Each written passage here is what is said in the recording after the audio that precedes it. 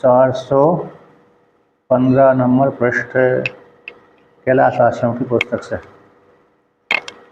तो यहाँ पर प्रसंग था कि जीव और ईश्वर को ऐक्य मानने पर दोष आ रहे थे। संसारित्व दोष वो एक दोष, और दूसरा दोष था संसार का अभाव। ईश्वर में संसार का दोष आ रहा था, ईश्वरी संसारी बन रहा था क्षेत्रज्ञ, और दूसरा दोष आ रहा था ऐक्य मानने पर यानी संसार का लोभ भी हो रहा था। तो दोनों ही दोष की प्राप्ति नहीं हो रही। अविद्या को लेकर के संसार की प्राप्ति होती है, विद्या को लेकर के मोक्ष फल की प्राप्ति होती है। तो उपाधि के धर्म को लेकर के ही संसारित्व तो असंसारित्व है। उपाधि से रहित आत्मा में ना कोई संसारित्व है और ना ही कोई गुण है। उपाधि से रहित आत्मा में कुछ भी दोष आदि नहीं आते। इस प्रकार से वर्णन किया था।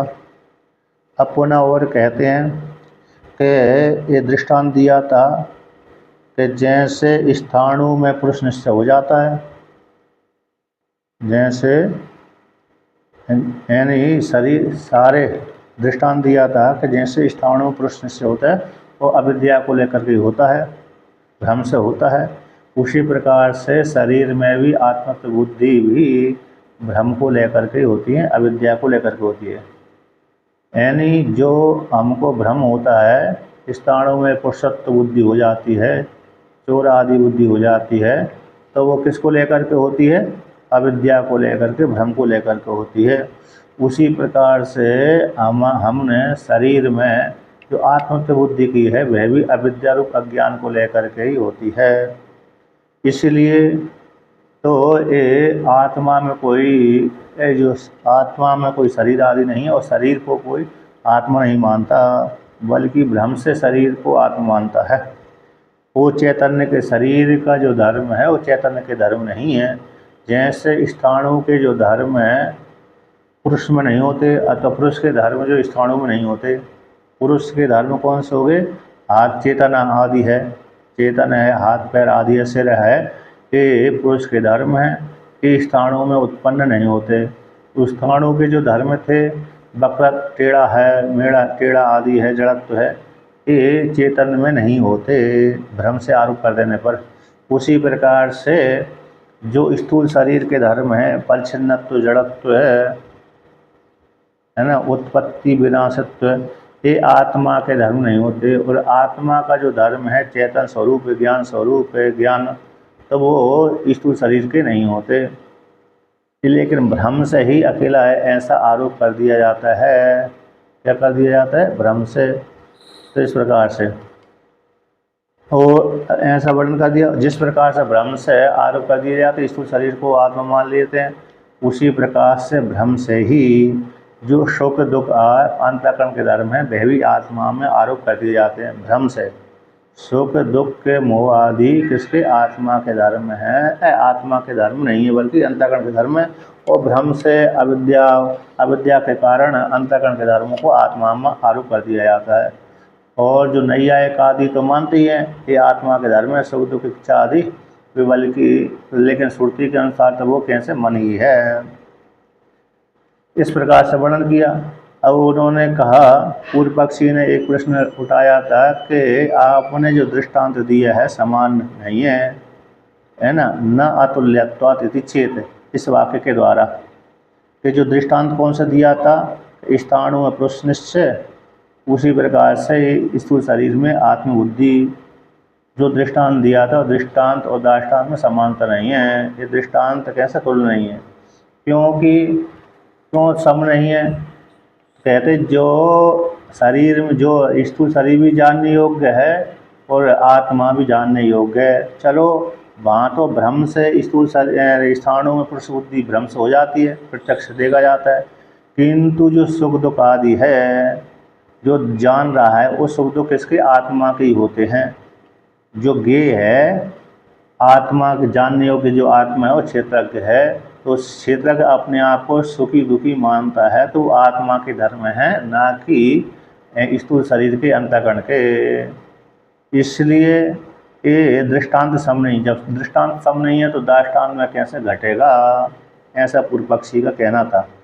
अति प्रसक्ति हो रही है, यद्यपि यहाँ भी जा रहा है और वहाँ भी जा रहा है, इस प्रकार से। तो ऐसा पूर्व पक्षी ने कहा था।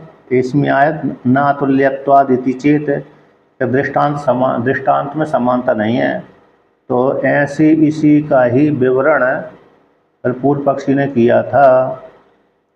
क्या किया था पूर्व पक्षी ने? विवरण कर दिया था इस वाक्य द्वारा, जैसे स्थाणु और पुरुष दोनों ज्ञेय हैं और ज्ञेय होने पर ज्ञात्रा के द्वारा जाने जाते हैं और एक दूसरे में अविद्या के द्वारा अध्यास किया जाता है।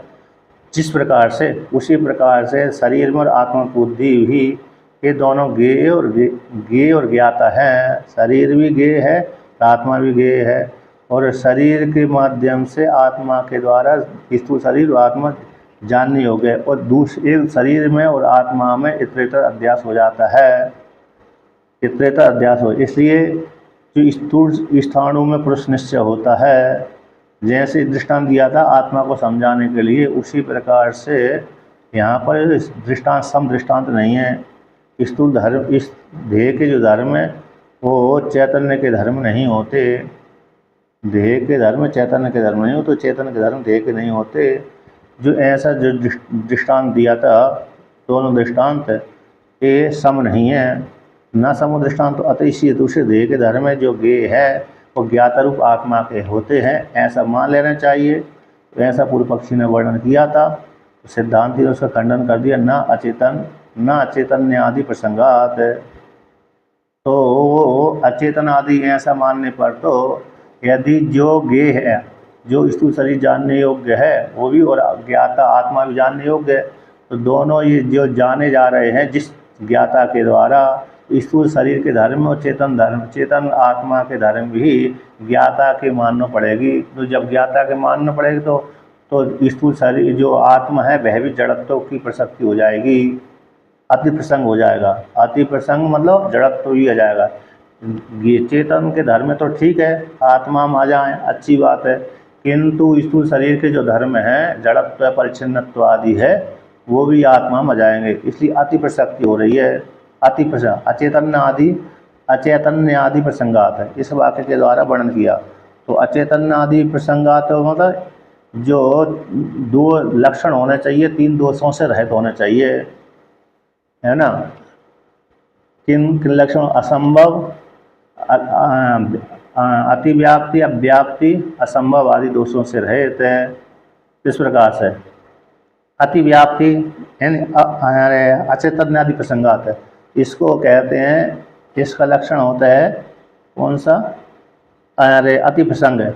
जैसे किसी ने बोल दिया, गाय का लक्षण कर दिया था हमने सिंगित्वम गोत्वम, ऐसे गाय का मुख्य निर्दोष दोषों से रहित लक्षण तो गाय का ये है, शासनादिमत्वम गोत्वम, है ना। एक दोष से रहित लक्षण है गाय का। जिसके गले में गलकंड लटकी हुई है उसी को गाय बोलते हैं।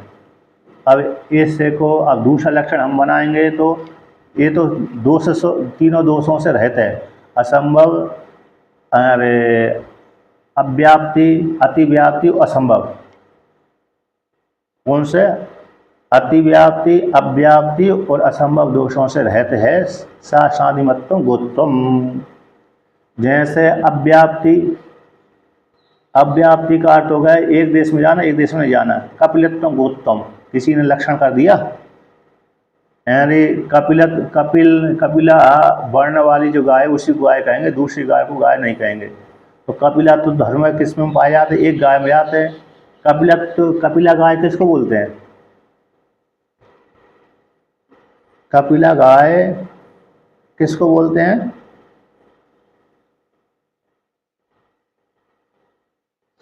अरे एन.एस. ठाकुर जी किधर गए? भार्गव जी आदर्शन लोग हो गए। भार्गव जी भी लगता है भाग गए। कपिला गाय किसको बोलते हैं? कपिला गाय किसको बोलते हैं?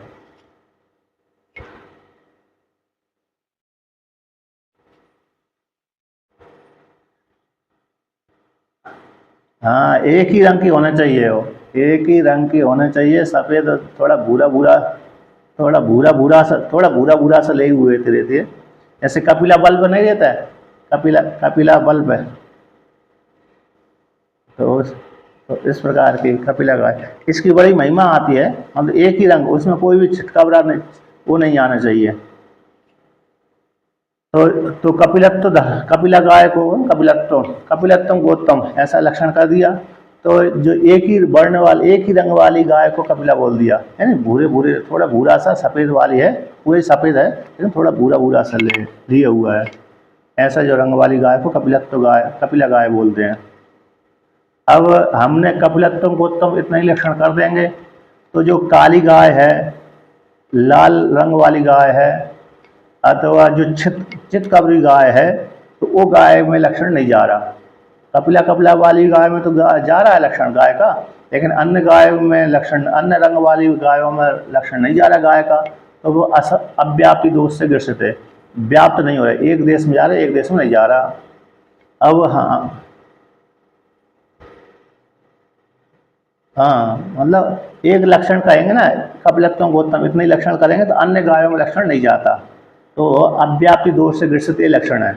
तो दूसरा लक्षण कर दिया हमने श्रृंगित्वम गोत्तम, सींग वाली को गाय कहेंगे। अब अति व्याप्ति दोष से ग्रसित हो गया। कौन सा? चलो, जिन गायों में सींग तो होते ही है तो उनको तो गाय कहेंगे, साथ साथ भैंस को भी गाय कहना पड़ेगी, साथ साथ बकरियों को भी गाय कहना पड़ेगी, और साथ साथ गैड़ा हाथी को भी, गैड़ा हाथी को नहीं बोलेंगे, है नहीं, नील गाय को है, नील गवाय है ना, नील गवाय, तो उसको वो भी गाय बोलते हैं, नील गवाय। ये तो उत्तर प्रदेश में बहुत पाई जाती नील गवाय, नीली जो गाय है ना, और उसको भगाते रहते। एक बाराबंकी में एक महात्मा जी थे, केरल के महात्मा थे, और बाराबंकी का आश्रम संभालते थे। और एकदम थोड़े बड़े मजबूत थे, अभी भी हैं, दूसरे आश्रम में रहते हैं अभी। उनको बाराबंकी में एक जो जंगल में आश्रम था उसका प्रबंधक करते थे वो। नील गाय उधर खूब आती हैं, उन्होंने कपल कैसे है, नील गाय को पकड़ लिया, जबकि नील गाय को पकड़ना मुश्किल होता है, यानी बंदूक आदि से मार के घायल कर हैं, घायल घायल कर, मतलब बंदूक आदि से मारो तो मतलब घायल होकर के गिर जाती तब तो पकड़ सकते हैं, लेकिन उन्होंने ऐसा बिल्कुल भी नहीं किया, और अचानक उन्होंने पकड़ लिया और पकड़ कर बांध भी दिया उसको, 2-3 दिनों तक बांधे रहे। तो इतनी बहुत ताकत थी, और ताकत है थी, अब तो कमज़ोर हो गए थोड़े हैं। बहुत मतलब मुश्किल से कैसे पकड़ लिया। नहीं, वो चबर गाय अलग होती है, चमरी गाय। तो उसको पकड़ लिया, बांध दिया, और बहुत ताकत थी उनमें, अभी भी है कम, लेकिन जब छोड़ा ना उनको, उस गाय को, तो गाय ने चालाकी से उनको एक पैर में थोड़ा लात भी मार दिया था, तो थोड़ा चोट भी आ गई थी, लेकिन पकड़ लिया था उन्होंने गाय को। मुख्य बात यह है, बड़ी ताकत थी। अभी वो दूसरी जगह रहते हैं, वहीं बाराबंकी से नज़दीक 50-60 किलोमीटर दूर। तो ये हाँ, सरैया आश्रम में, हाँ, सरैया में रहते हैं। तो ये है, तो मतलब गाय, तो नील गाय को भी गाय बोलते हैं।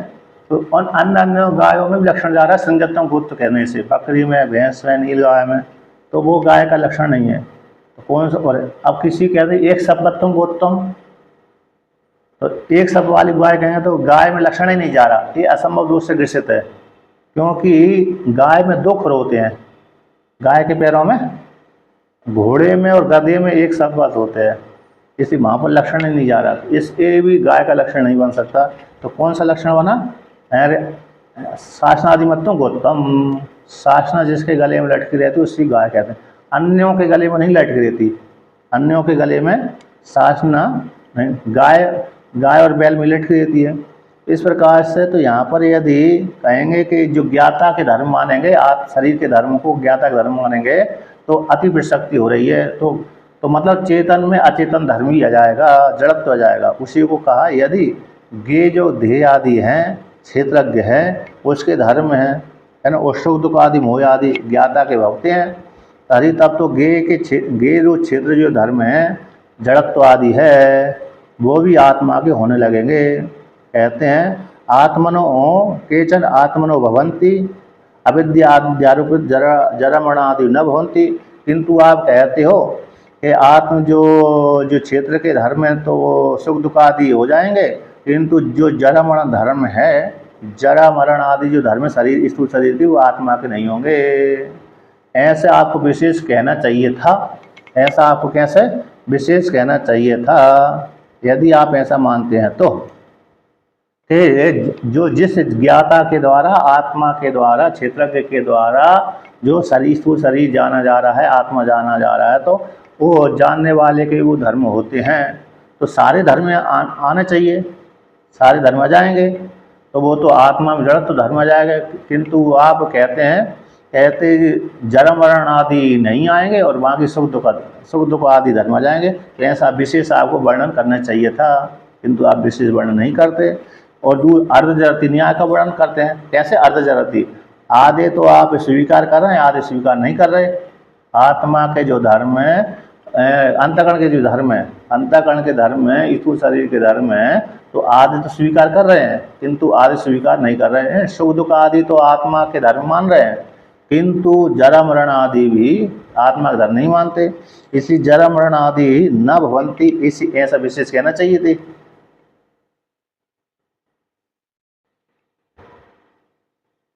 मन के धर्म है तो पूर्व पक्षी कहता है ये आत्मा के धर्म है, ऐसा पूर्व पक्षी ने कहा था। दृष्टांत और दाष्टांत यहाँ पर ये वर्णन किया ना, कहाँ पर? अरे जो यदि क्षेत्रज्ञ ध्येयादे क्षेत्रस्य धर्म सुख दुखादय सुख दुख मोह इच्छा आदय ज्ञातुर्भवन्ति, ये पंक्ति से क्षेत्र जो गे ध्येयादि क्षेत्र उसके धर्म है, उसी के से युक्त होकर अंतःकरण आ जाता है, तो सुख दुख मोह इच्छा आदि ज्ञाता के होते हैं, जानने वाले के धर्म होते हैं। तभी तब तो क्षेत्रज्ञ के जो धर्म है केचन वो आत्मा के हो जाएंगे अविद्या के द्वारा अध्यारोपित। किंतु कहते हैं जरा मरण आदि न भवंती, जरा मरण आदि ये धर्म आत्मा के नहीं होंगे, ऐसा आपको विशेष कहना चाहिए थे, किंतु ऐसा तो आप नहीं बोल पाए। आज जब आधे आ रहे हैं तो आधे भी आ जाएंगे। क्षेत्र के जो धर्म है सुख दुख आदि है, जब क्षेत्र के मान रहे हैं तो क्षेत्र के अन्य धर्म ही आ जाएंगे। अर्ध जरती न्याय नहीं बनेगा, अर्ध कुक्कुटी न्याय, अर्ध जरती न्याय है ना। आधी मुर्गी खाने के लिए रख लो, आधी मुर्गी अरे अंडे देने के लिए रख लो, ऐसा नहीं चलेगा। विशेष सारे धर्म आ जाएंगे उसके आत्मा के। इसीलिए तो न भवंती, आत्मा के धर्म है, जो आत्मा के धर्म कौन से? अरे ये नहीं आएंगे, जरा मरण आदि नहीं आएंगे, ऐसी बात नहीं है। इति अनुमान से अविद्या के द्वारा आरोपित हो जाने से जरा आदि के समान, जैसे जरा आदि आत्मा का धर्म नहीं है, उसी प्रकार से त्यागत्व है। आता स्थूल शरीर आदि के जो धर्म है वो सारे त्यागने योग्य हैं, सुख दुख आदि भी त्यागने योग्य हैं, है ना। और ग्रहण किए जाते हैं, सुख दुख आदि तो ग्रहण किए जाते हैं, ये हेतु दे दिया। इसलिए हमारा जो दृष्टांत है कैसे समान है, तुल्य समान दृष्टांत में वैषम्य नहीं है बल्कि सम है, युक्तियुक्त है, ऐसा सिद्धांति ने वर्णन किया। अविद्या के द्वारा जो आत्मा में आरोप कर दिए गए थे, अविद्या के द्वारा व्यक्ति इस शरीर को आत्मा मान लेता है, अविद्या के द्वारा ही आत्मा में सुखित्व दुखित्व का आरोप कर लेता है। तो वो तो त्याग करने, जैसे स्थूल शरीर त्याग करने योग्य है आत्मा में, उसी प्रकार सुख दुख आदि भी त्याग करने योग्य हैं। तो इसलिए अविद्या से आरोपित है उपाधि आगम पाई दृश्य जड़त्व आदि जरमण की भांति त्याग करने के योग्य हैं, ऐसा अनुमान कर लेना चाहिए। इति चाहे ना न भवंती, ये आत्मा के नहीं होते, न भवंती इस प्रकार से। तो इति अनुमान है, ये अनुमान कैसे? अविद्या के द्वारा आरोपित हो जाने से, अविद्या के द्वारा आरोपित हो जाने से। तो कैसे? जैसे जरा आदि आत्मा के धर्म नहीं होते, उसी प्रकार से सुख दुख आदि भी आत्मा के धर्म नहीं होते। जैसे इनका त्याग कर दिया जाता है, स्थूल शरीर का त्याग कर दिया जाता है, उसी प्रकार से सुख दुख आदि का भी त्याग हो जाता है। उसी प्रकार से हे त्यागने योग्य उपाधि ग्रहण किए जाते हैं, कभी सुख कभी ऐसे स्थूल शरीर को स्वीकार करता है व्यक्ति, उसी प्रकार से सुख दुख आदि को स्वीकार कर लेता है। वो कभी त्याग भी हो जाता है, सुख का ग्रहण करता है, दुख का त्याग करने की इच्छा करता है। इसलिए अंतःकरण के धर्म है, आत्मा के धर्म नहीं है। इसलिए और आगमा पायित्वात् इसलिए लक्षण बनाया था टीका में, विमतम न आत्मधर्म आगमा पायित्वात् सम्मतवद इति अनुमानतम। अरे 415 नंबर पृष्ठ पे नीचे से दूसरी पंक्ति, विमतम न आत्मधर्म, विवाद का विषय भूत जो सुख दुख आदि है आत्मा के धर्म होने के योग्य नहीं है। आगमा पायित्वात् हेतु दे दिया, आगमा पायित्वात् क्योंकि आने जाने वाले होने से, आज सुख है व्यक्ति को कल सुख नहीं होता है, कल दुख ही हो जाता है व्यक्ति को कभी कभी, है ना। तो सम्मतवत, सम्मत उभयवादी सम्मत है इस प्रकार से। ऐसे स्थूल शरीर आत्मा का धर्म नहीं है, उसी प्रकार से सुख दुख आदि भी आत्मा का धर्म है। विमत प्रसंग के अनुसार अर्थ लिया जाता है, विमत विशेष रूप से मत है, तो एक अर्थ ऐसा हो जाता है प्रसंग के अनुसार, दूसरा अर्थ यहाँ हो जाएगा विवाद के विषय भूत है, विवाद के विषय भूत है, विमतम हो गए, मत निकल गए है जिससे, विगता निर्गता मतम यस्मा से विमतम, विवाद का विषय भूत बन रहा है, जो सिद्धांत निकल गए लेकिन अरे मिथ्या आरोप कर रहे हैं। तो विवाद के विषय भूत कौन हो गए, सुख दुख आदि। तो सुख दुख आदि सिद्धांति सुख दुख आदि को आत्मा का धर्म नहीं मानता, लेकिन पूर्व पक्षी मानता है, तो विवाद सुख दुख आदि विवाद के विषय भूत बन गए। तो इसलिए सिद्धांति ने लक्षण बनाया, विवाद के विषय भूत जो सुख दुख आदि हैं वो आत्मा के धर्म होने के योग्य नहीं है। क्यों, उसमें हेतु दे दिया आगमा पायित्वात्, आने जाने वाले होने से। आदि शब्द से यहाँ पर टीकाकार कहते हैं दृश्यत्व जड़त्वादि, जैसे सुख दुख आदि का व्यक्ति अनुमान कर लेता है ना, प्रत्यक्ष देखता ही व्यक्ति कार्य के माध्यम से जानता ही मैं सुखी हूँ मैं दुखी हूँ, और जड़ स्थूल शरीर तो जड़ है, दृश्यत्व है इस प्रकार से, तो ये आत्मा के धर्म नहीं होते। यहाँ से स्थूल शरीर तो आत्मा का धर्म नहीं, उसी प्रकार से सुख दुख आदि भी आत्मा का धर्म नहीं, बल्कि उपाधि को लेकर के हैं। अब ऐसी वर्णन हो जाने के पश्चात आगे पुनः कहते हैं, तो कहते हैं तत्र एवं, जैसे सुखादि जरादि के समान आत्मा का धर्म नहीं है। वस्तुतः इसी हेतु से आत्मा में कोई संसारित धर्म नहीं है, वो इसको फल कहते हैं। जैसे सुख दुख आदि आत्मा के धर्म नहीं है ना, जरा आदि के समान, जैसे जरा मरण आदि आत्मा के धर्म नहीं होते, उसी प्रकार से सुख दुख आदि भी आत्मा के धर्म नहीं होते। इसी हेतु से आत्मा जो क्षेत्रक रूप आत्मा है उसमें संसारित धर्म नहीं है, संसारी नहीं, बल्कि उपाधि को लेकर के अविद्या को लेकर संसार का आरोप कर दिया जाता है। तो ऐसी प्राप्ति हो जाने पर उसको लेकर कहते हैं तत्र एवं सति कर्तृत्व भोक्तृत्व लक्षण संसारो ज्ञेयस्तु ज्ञातरि अविद्या अध्यारोपिता इति न तेन ज्ञातुः किंचित दुष्यति। कहते हैं तत्र एवं सति, इस प्रकार से तत्र एवं सति ऐसी प्राप्ति हो जाने पर, यानी जो शरीर में आत्मा में जो सुख दुख आदि धर्म को आरोप किया जा रहा है तो आत्मा के धर्म नहीं है, बल्कि अंतःकरण धर्म है। ऐसी प्राप्ति हो जाने पर तो जो आत्मा में कर्तृत्व भोक्तृत्व आदि का आरोप किया जाता है तो वो भी अंतःकरण के धर्म है। तो कर्तृत्व भोक्तृत्व आदि लक्षण जो संसार है, कर्तृत्व भोक्तृत्व आदि लक्षण जो संसार है वो ज्ञेयस्तु, ज्ञेय में स्थित, ज्ञेय कौन है, जानने योग्य है ना। स्थूल शरीर अंतःकरण के धर्म है, कर्तृत्व भोक्तृत्व आदि, तो वो ज्ञेय अंतःकरण में रहते हैं, अंतःकरण भी जानने योग्य है कि एक ऐसा है विनाशील है कि अविनाशी है, तो ऐसे जानने योग्य जो संसार अंतःकरण में बैठा हुआ है, अंतःकरण में बैठा हुआ संसार, और अंतःकरण में ही आत्मा की अभिव्यक्ति होती है। तो ऐसे जो ज्ञेय में स्थित जो संसार है, ज्ञातरि यानी आत्मा में क्षेत्रज्ञ में अंतःकरण कर्तृत्व भोक्तृत्व लक्षण जो संसार वो अंतःकरण में स्थित है, यानी क्षेत्रज्ञ में स्थित है, क्षेत्रज्ञ नहीं क्षेत्र में स्थित है। तो क्षेत्र में स्थित है जो अंतःकरण से युक्त होकर के जो क्षेत्र है ना, स्थूल शरीर और सूक्ष्म शरीर और कारण शरीर से युक्त होकर के, कारण शरीर उसका कारण है, ऐसे अंतःकरण में जो सारा संसार बैठा हुआ है, ऐसे भ्रम से अविद्या के द्वारा आत्मा में आरोप कर दिया जाता है। तो ज्ञातरि ज्ञाता में अविद्या के द्वारा अध्यारोपिता, अविद्या के द्वारा आत्मा में क्षेत्रज्ञ रूप जो आत्मा है उसमें आरोप कर दिया जाता है। लेकिन है किसका धर्म है? कर्तृत्व भोक्तृत्व लक्षण संसार अंतःकरण का धर्म है, ठीक है ना, अंतःकरण के धर्म है। तो अविद्या के द्वारा चेतन आत्मा में आरोप कर दिए जाते हैं, मैं सुखी हूँ, मैं दुखी हूँ। इस हेतु से अब ज्ञाता जानता है, ज्ञातेन न तेन ज्ञातो किंचित दूषित। अब अविद्या के द्वारा आत्मा में कर देने से ज्ञाता के द्वारा जाना जाता है कि मैं सुखी हूँ, मैं दुखी हूँ, किंतु अंतःकरण का धर्म है। इस हेतु से जानने वाले ज्ञाता के द्वारा जो संसार धर्म है उससे वह ज्ञाता में कोई भी दोष नहीं आता, ज्ञाता में कोई भी दोष नहीं आता, क्योंकि वह जो चेतन परमात्मा सभी का अधिष्ठान है, तो उसी के द्वारा सारे जान, उसी की सत्ता से जानते हैं, अंतःकरण कार्य करता है। इसलिए जो जान रहा है, ज्ञाता जान रहा है कि ये सुख दुख किसके धर्म है? अंतःकरण के धर्म है, ना कि आत्मा के।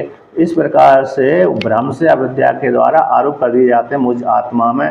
ऐसे जानने वाले ज्ञाता में कोई भी दोष नहीं आता, भली अविद्या के द्वारा उसमें आरोप कर दिया गया है तब भी। इस प्रकार से तो न तेन ज्ञातुर किंचित दुष्यति, तो ज्ञाता का उस अविद्या के द्वारा अंतःकरण के धर्म को आरोप कर देने से भी कोई दोष नहीं आता। अब दृष्टांत के द्वारा समझाते हैं।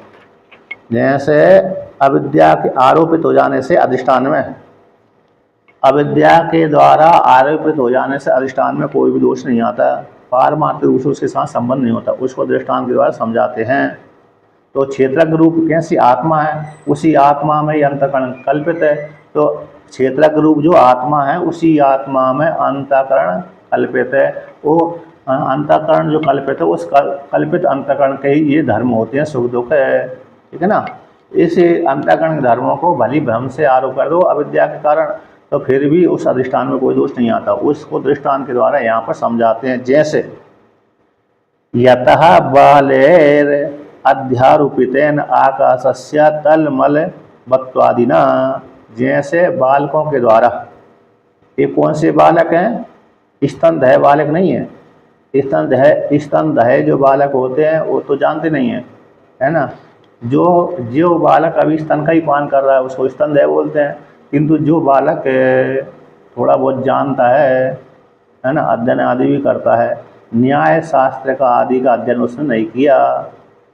किसका नहीं किया? न्याय शास्त्र का और अन्य व्याकरण आदि का स्पष्ट रूप से अध्ययन नहीं किया, लेकिन सामान्य है, गुरुकुल में गया तो है, लेकिन गुरुकुल में अभी हो सकता है पहुंच गया हो अथवा नहीं भी गया हो।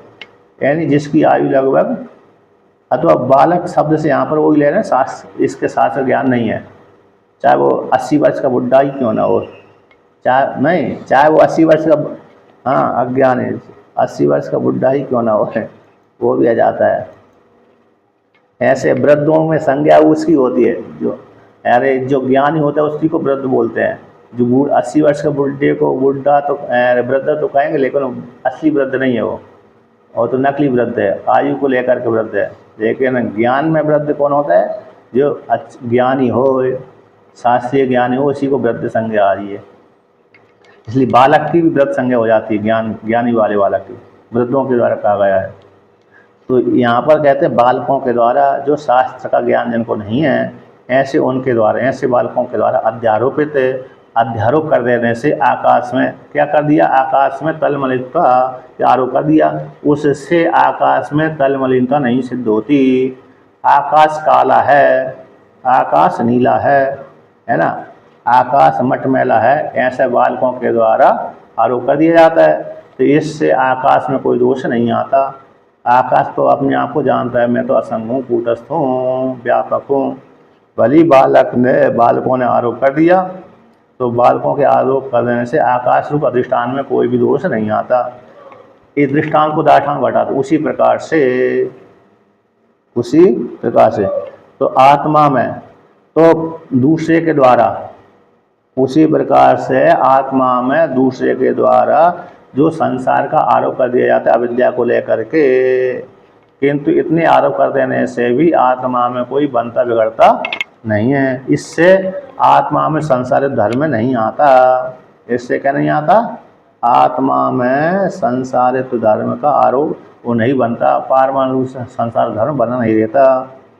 तो दूसरे के द्वारा आत्मा में जो संसार धर्म का आरोप कर दिया जाता है तो वो आरोप मात्र होता है और आत्मा में कोई संसार धर्म नहीं रहता। इस प्रकार से तो एवं च सति सर्व क्षेत्रेषु अपि सतो भगवता क्षेत्रज्ञस्य ईश्वरस्य संसारित्व गंध मात्रम अपि न असंकनीयम।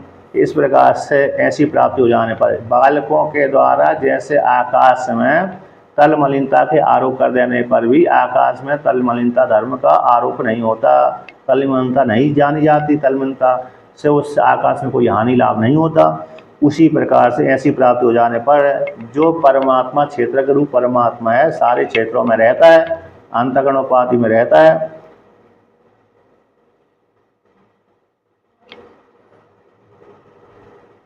हाँ वो भी है, जी जी जी। तो उसी प्रकार हाँ, तो ये उसका वर्णन करते हैं। उसी प्रकार से सारे शरीरों के भीतर, सारे क्षेत्रों के भीतर जो भगवान क्षेत्रज्ञ हैं, ईश्वर क्षेत्रज्ञ हैं, उस क्षेत्र के रूप ईश्वर में संसार धर्म, जो क्षेत्र का संसार धर्म है, ईश्वर में गंध मात्र भी नहीं होता। गंध मात्र की भी आशंका नहीं करना चाहिए, ना आशंक्यम, यानी गंध मात्र भी दोष नहीं लगता, गंध मात्र भी दोष नहीं आता। भले दूसरों के द्वारा आरोप कर दिया गया, कैसे?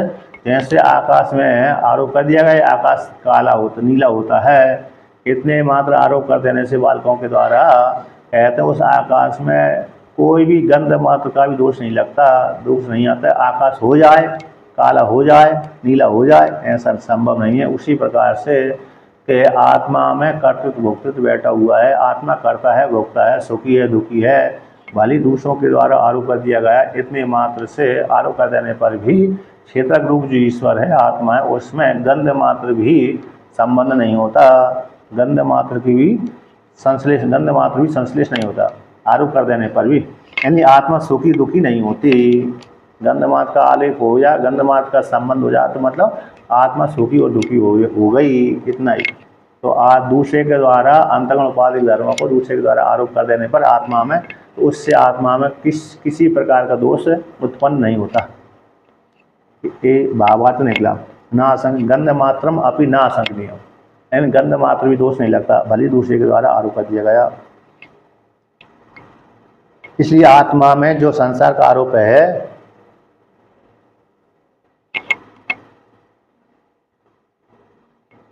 तो जैसे क्षेत्रज्ञ, जैसे जीवात्मा में आरोप अंतःकरण के साथ संबंध होता है, जो क्षेत्रज्ञ जैसे अंतःकरण के साथ संबंध चेतन में आरोप कर दिया, उसी प्रकार परमात्मा के साथ जीवात्मा संबंध, परमात्मा में भी आरोप हो जाएगा तो बिल्कुल भी आरोप नहीं होता, बिल्कुल भी शंका नहीं करना चाहिए कि अंतःकरणोपाधि के धर्म के आत्मा में आरोप करने से परमात्मा में आरोप हो जाए, परमात्मा में आरोप हो जाए, ये संभव बिल्कुल नहीं है।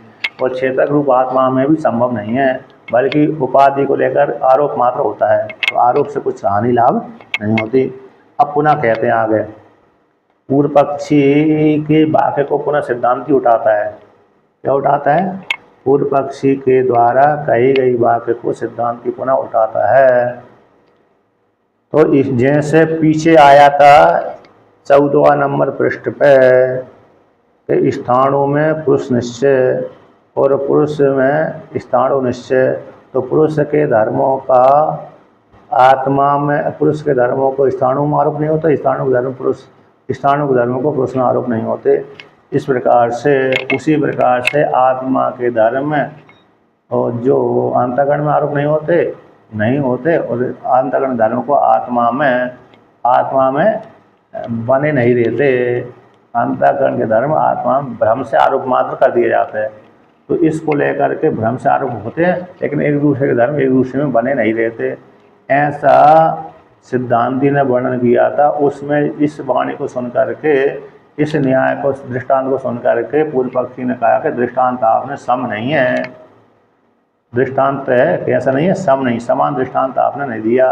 जो दृष्टांत दाष्टांत में एक नहीं हो रहा, बल्कि जो जान रहा है, जानने वाले क्षेत्र के उसी के धर्म होते हैं। मैं सुखी हूँ दुखी हूँ, है ना। ये अंतःकरण धर्म किसके, आत्मा के धर्म होते हैं, ना कि अंतःकरण के, ऐसा पूर्व पक्षी का कहना था। इसलिए दोनों दृष्टांतों में समानता नहीं है, दृष्टांत अष्टांत में समानता नहीं है, ऐसा जो पूर्व पक्षी ने सिद्धांति के ऊपर आरोप लगाया तो उसको लेकर के यहाँ पर वर्णन करते हैं कि गे मात्र के वो उससे होते हैं, किसके, गे मात्र के वो धर्म होते हैं। एन गे के जो धर्म ज्ञाता के, गे के जो धर्म है, क्षेत्रक रूप जो गे के धर्म है, क्षेत्रक और क्षेत्र रूप गे के धर्म है, वो क्षेत्रक आत्मा के धर्म होते हैं, जानने वाले के धर्म होते हैं, ऐसा सिद्धांति की, ऐसा पूर्व पक्षी ने कहा था, ऐसा पूर्व पक्षी ने सिद्धांत के पूरा आरोप लगाया था, उसको लेकर के यहाँ पर वर्णन करते हैं। तो टीका में आता है 416 नंबर पृष्ठ की तीसरी पंक्ति, चौथी पंक्ति, जैसे स्थाणु में पुरुष निश्चय के समान, स्थाणु में जैसे पुरुष निश्चय हो जाता है, उसी के समान आत्मा में देहादि का निश्चय हो जाता है, और देहादि का निश्चय अविद्या के द्वारा अध्यारोप हो जाता है। जैसे स्थाणु में जो पुरुष का निश्चय अविद्या के द्वारा आरोप होता है, उसी प्रकार से देहादि का आत्मा में देहादि का निश्चय अविद्या के द्वारा आरोप हो जाता है। किति जो दृष्टांत दिया था वो दृष्टांत कैसा है, अयुक्त है। तो ये दृष्टांत कैसा, अयुक्त है, ठीक नहीं है, समान दृष्टांत में समानता नहीं, ऐसा पूर्व पक्षी ने कहा था। तो क्यों फिर सिद्धांत पूर्व पक्षी ने सिद्धांत पर क्या आरोप लगाया था कि जो क्षेत्र को जान रहा है, क्षेत्र को जान रहा है, तो जानने वाले के वो धर्म हैं। इसी दृष्टांत का गे मात्र विषयत्वात्, गे मात्र का विषय हो जाने से इतरस्य गे ज्ञाता का विषय, गे और ज्ञाता के विषय होते हैं, इसलिए गे और ज्ञाता के ही वो धर्म होते हैं। जो गे के धर्म है, जानने योग्य जो गे के धर्म है, और ज्ञाता जो जानने योग्य है उसके जो धर्म है, वो धर्म किस, जानने वाले ज्ञाता की होते हैं, ऐसा जो कहा था उसी को यहाँ पर भगवान सिद्धांति अनुवाद करता है। सिद्धांत क्या कहा था, पूर्व पक्ष पूर्व की बात को उठाता है, क्या उठाता है, पूर्व की बात को उठाता है, तो उसका अर्थ होता है अनुवाद है, उसका अर्थ हो जाता है अनुवाद है। तो अनुवाद किसको बोलते हैं कि सिद्धस्य उक्तस्य अर्थस्य पुनः कथनम अनुवादत्वम, ये अनुवाद का लक्षण है। सिद्धस्य पुनर्कथनम अनुवादत्वम, जैसे हमने कोई योजना बनाई है ना, योजना बनाई तो वहाँ पर जैसे हमने किसी के साथ लेन देन किया, किसी के साथ हमने लेन देन किया, तो लेन देन किया तो बाद में व्यक्ति कभी कभी मुकर जाता है, बाद में व्यक्ति वो लेन देन में मुकर जाता है ना व्यक्ति कि मैंने कहाँ कहा था, तो फिर वो जिसने लेन देन किया वो कहता देखो तुमने उस दिन ऐसी बात बोली थी, कहता है ना व्यवहार में, वो व्यक्ति कहता कि नहीं कहता है ना, व्यवहार में कहता है कि जब लेन देन आदि होता है, कोई वार्तालाप होता है, तो भाई तुमने मेरे को आश्वासन दिया था वहाँ पर, अब यहाँ पर आकर तुम मुकर रहे हो, यहाँ पर आकर के तुमने मुकर रहे कि कौन सा आश्वासन दिया कि तुमने अमुक देश में अमुक काल में ऐसा आश्वासन दिया था, तो पुनः उसी बात को उजागर कर दोबारा कर रिपीट कर दे, मतलब बोल देता है कि तुमने अमुक देश में याद दिलाना, तो अमुक स्मरण दिलाना, याद दिलाना, तो हिंदी में याद दिलाना हो गया, और संस्कृत में उसको बोलते हैं अनुवाद है, संस्कृत में क्या हो गया, उसी का नाम हो गया अनुवाद। तो जो पहले से घटना घट गई थी उसका पुनः स्मरण दिला देना, याद दिला देना, अनुवाद कर देना, वो बता देना कि अमुक तुमने वहाँ पर ऐसी ऐसी बात मेरे से बोली थी, अब तुम बदल क्यों रहे हो, उसी को यहाँ पर बोलते हैं अनुवाद। तो सिद्धस्य अर्थस्य पुनः कथनम अनुवादत्वम, ये अनुवाद का लक्षण है, इसलिए यहाँ पर अनुवादति, पुनः सिद्धांति उसी वाक्य को उठा करके कहता है पूर्व पक्षी से, तो क्या कहते हैं, यत तु उक्तम न समुदृष्टांत इति, ये वाक्य तो पीछे आया ना, तो यहाँ पर कहाँ पर आया था, 515 नंबर पृष्ठ पर, न अतुल्यत्वाद इति चेत, ये पंक्ति के द्वारा वर्णन किया था, न अतुल्यत्वाद इति चेत, ये दोनों दृष्टांतों में समानता नहीं है, जो दृष्टांत दिया वो सम नहीं है, विषम है, दृष्टांत दाष्टान्त में वैषम्य है, दृष्टांत में और दाष्टान्त में विषमता है, दृष्टांत दूसरी तरफ ले जा रहा है, दाष्टान्त दूसरी तरफ ले जा रहा है, तो फिर अर्थ नहीं निकलेगा, दृष्टांत और दाष्टान्त में विषमता हो जाती है ना, वैषम्य, तो फिर अर्थ नहीं निकलता, सार नहीं निकलता, तो इसलिए दृष्टांत जो देते हैं वो दाष्टान्त में घटना चाहिए, दृष्टांत जो दिया है वो दृष्टांत दाष्टान्त में सटीक बैठना चाहिए, है ना, स्पष्ट बैठना चाहिए, तभी दृष्टांत के माध्यम से दाष्टान्त का ज्ञान होगा। इस प्रकार से अब उसी को कहते यत् तो उत्तम न समो दृष्टांत। उठाओ ये लान, हाँ उधर से चालू कर दो बटन, उसमें निकाल दो। हाँ ठीक, मैं नीचे नीचे लटका दो। तो देखिए बटन बटन दबा दिए, थोड़ा थोड़ा वो दबाओ, स्टार्ट नहीं कर, नहीं चलो।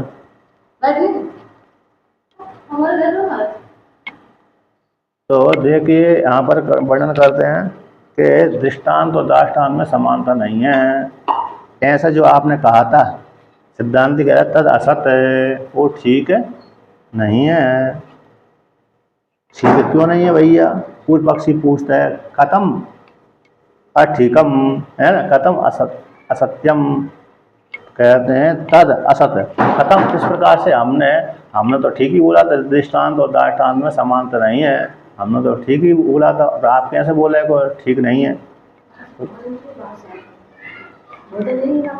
बाहर है। तो यहाँ पर उसको वर्णन करते हैं, देखो इस प्रकार से अविद्या अध्यास मात्रम ही दृष्टांत दाष्टान्त कयो हो साधर्म्यम विवक्षितम। अविद्या के द्वारा अध्यास मात्र, अविद्या के द्वारा अध्यास मात्र, तो अविद्या के द्वारा अध्यास मात्र मतलब अविद्या के माध्यम से जैसे स्थानों में पुरुष बुद्धि हो जाती है, उसी प्रकार से अज्ञान को लेकर के स्थूल शरीर में आत्मबुद्धि हो जाती है। तो स्थूल शरीर के धर्म को आत्मा में जड़त्व परिच्छिन्नत्व का आरोप कर दिया जाता है। अंतःकरण के धर्म जो सुख दुख हैं वह किसको लेकर के है? अंतःकरण अविद्या को लेकर के है, लेकिन वो आरोप किस में कर दिए जाते हैं? आत्मा में कर दिए जाते हैं। इस प्रकार से तो दृष्टांत और दाष्टान्त में समानता है। कैसे अमान है? हमारी वाणी के ऊपर आप आक्षेप लगा रहे हो, हमारे दृष्टांत के ऊपर आप आक्षेप लगा रहे हो, दृष्टांत और दाष्टान्त में समानता नहीं है। इसलिए गे जहाँ वो धर्म किसके हैं? गे ज्ञाता के धर्म है, ऐसा आपने कैसे आरोप लगा दिया? अविद्या के द्वारा अध्यास मात्र ही दृष्टांत दाष्टान्तयों में सामर्थ्य की विवक्षा की गई है। साधर्म में साधर्म में समानता की विवक्षा की है। विवक्षितम दृष्टांत और दाष्टान्त का यो दोनों में जो एक किया गया है साधर्म का, अविद्या के द्वारा अध्यास मात्र ही विवक्षित है। जैसे स्थूल जैसे स्थान में पुरुष बुद्धि हो जाती है और पुरुष में स्थान बुद्धि हो जाती है, उसी प्रकार से अविद्या को लेकर अज्ञान लेकर उसी प्रकार से आत्मा में सुख दुख का अविद्या को लेकर अध्यास हो जाता है, और स्थूल शरीर में आत्म बुद्धि हो जाती है अविद्या को लेकर के। तो अविद्या के द्वारा अध्यास मात्र ही साधर्म का समानता की यहाँ पर विवक्षा की जाती है। अब उसी को और आगे कहते हैं, तो कहते हैं तत् न व्यभिचरति, तत् न व्यभिचरति भाई के व्यभिचरति के आप हमने जो दृष्टांत दी और दाष्टान्त है उसमें समानता है, उसका व्यभिचार नहीं होता, व्यभिचार नहीं होता। तो व्यभिचार यानी दोष से युक्त नहीं है हमारा दृष्टांत दाष्टान्त। तो व्यभिचार ना व्यभिचरति, तो व्यभिचरति का व्यभिचार का अर्थ हो गया कि हमने जो वाणी बोली है वो वाणी उसमें जो हमने लक्षण बनाया है, जो हमने जिस किसी वस्तु का लक्षण बनाया है, जैसे उदाहरण के द्वारा समझ लीजिए अरे कौन सिंगित्वम गोत्वम, सिंग वाली को गाय बोलते हैं। कैसे बोलते हैं? सिंगित्वम गोत्वम, सिंग वाली को ही गाय बोलते हैं। तो ये जो लक्षण है व्यभिचार दोष से ग्रसित है। क्या हो रहा है? व्यभिचार दोष से ग्रसित। क्यों? अरे अन्यों में भी जा रहा है लक्षण, कहाँ जा रहा है? अन्यों में भी जा रहा है, तो दोष से ग्रसित लक्षण है। उसी प्रकार से जो हमने लक्षण बनाया था, दृष्टांत दिया था, वो दोष से ग्रसित नहीं है, उसमें घट रहा है। दृष्टांत दाष्टान्त में समानता, इसी न तत् न व्यभिचरति। वो दृष्टांत दाष्टांत समानता होने के कारण हमारा जो दृष्टांत है व्यभिचार दोष से ग्रसित नहीं है। ठीक है ना।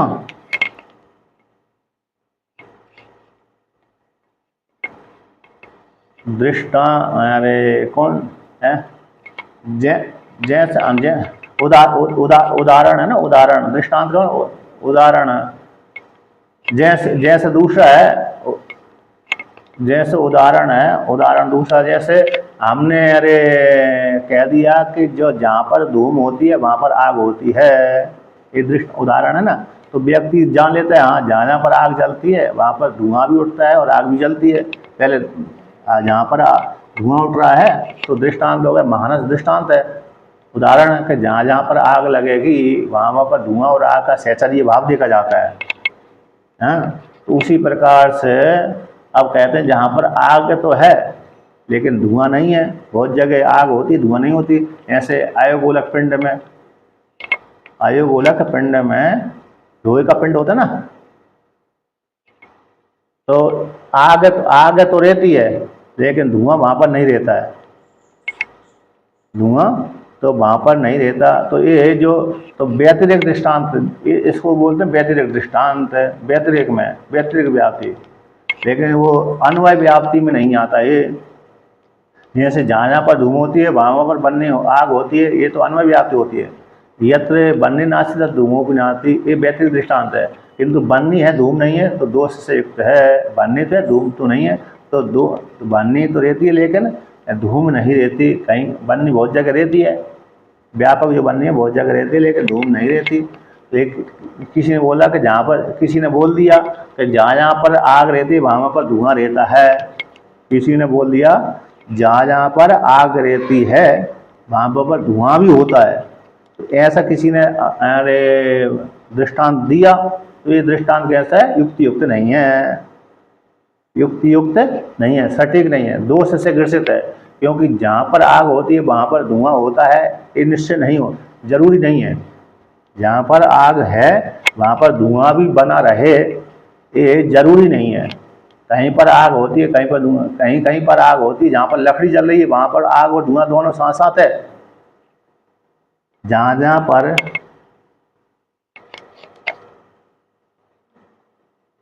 हाँ तो मतलब यह है जैसे लोहा है ना, उसको हमने आग में तपा दिया, अब लोहे में आग लग रही दिख रही है लेकिन वहाँ पर धुआं नहीं है। तो किसी ने ऐसा व्याप्ति बनाई कि जहाँ जहाँ पर आग होती है वहाँ पर धुआं भी होता है। तो ये व्याप्ति, ये जो लक्षण है, उदाहरण है, व्याप्ति है, दोषों से ग्रसित है। कैसी है, दोष से ग्रसित है। अर्थात जहाँ पर आग होती है वहाँ पर धुआं होता है ये निश्चित नहीं होता। आयोगोलक में, लोहे के पिंड में, लोहे के पिंड, लेकिन जहाँ पर धुआं होता है वहाँ पर आग जरूर रहेगी। जहाँ पर धुआं उठेगा, जहाँ पर धुआं दिख रहा है, नीचे से धारा बह रही है धुआं की, वहाँ पर निश्चित रूप से नीचे आग रहेगी। हाँ, उस धुआं को भी नहीं ले हैं, उस धुआं को भी नहीं ले सकते जो ट्रेन वाली धुआं चलते ना, ट्रेन वाली, रॉकेट वाला धुआं, ट्रेन वाला धुआं, उसको भी नहीं ले सकते। तो मैं बहुत जगह बची हुई है।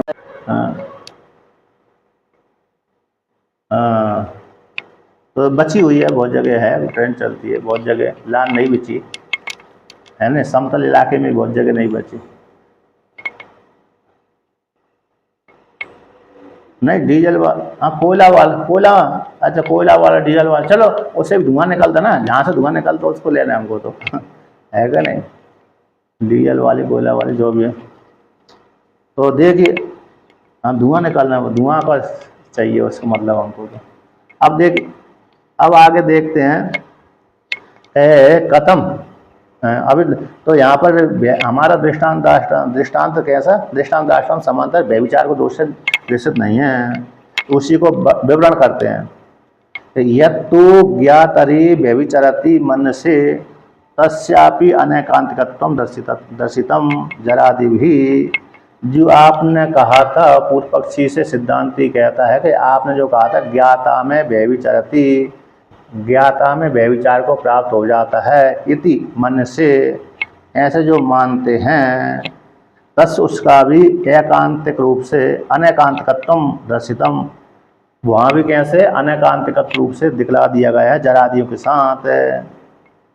अगर जरादि भी, जरादि जैसे जरादि भी यहाँ पर कैसे जरादि के साथ यदि आप मानेंगे कि ज्ञाता के धर्म मानेंगे, जरादि को भी मानना पड़ेगी।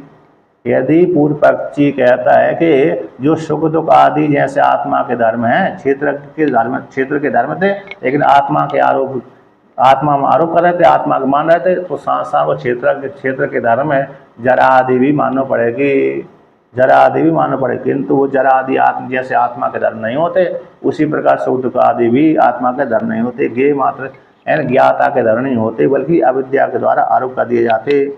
इसलिए अनेकांतिकत्वम दर्शितम जरा आदि के द्वारा। तो आता ज्ञाता में व्यभिचरति, ज्ञाता में जो व्यभिचार को प्राप्त हो जाता है, सुख दुख जैसे जरा आदि धर्म आत्मा के नहीं होते, जरा आदि धर्म ज्ञाता के नहीं होते, उसी प्रकार से सुख दुख आदि धर्म भी ज्ञाता रूप आत्मा के क्षेत्र के नहीं होते। इस वाक्य के द्वारा जरा आदि दृष्टांत के माध्यम से वो ज्ञाता में सारे सुख दुख आदि का निषेध कर दिया, अनेकांतिकत्व दिखला दिया गया। अनेकांतिकत्व के एकांतिक से उसी में है, एकांतिकत्व का अर्थ होता है उसी में रहता है, और अनेकांतिकत्व का अर्थ हो गया उसमें नहीं रहता।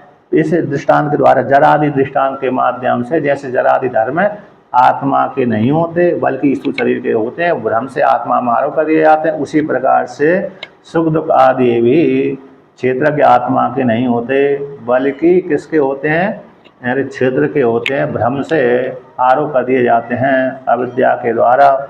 इस प्रकार से वर्णन किया। सही।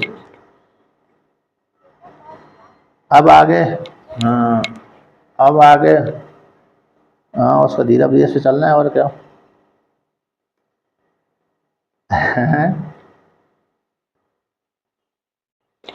अब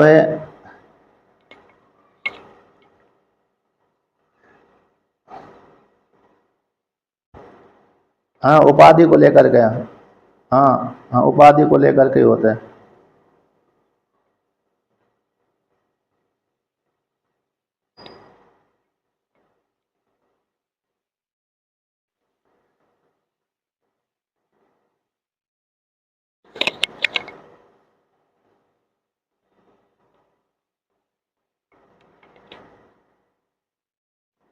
तो